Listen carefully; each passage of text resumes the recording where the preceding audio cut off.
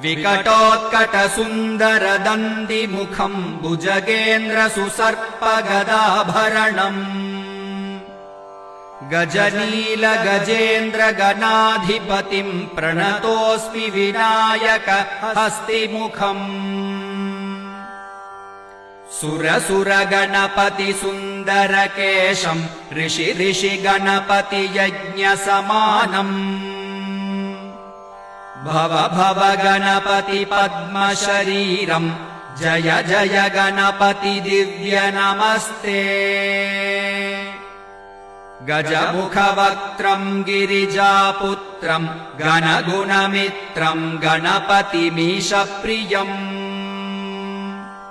करधृतपरशुम् कङ्कणपाणिम् कबलितपद्मरुचिम्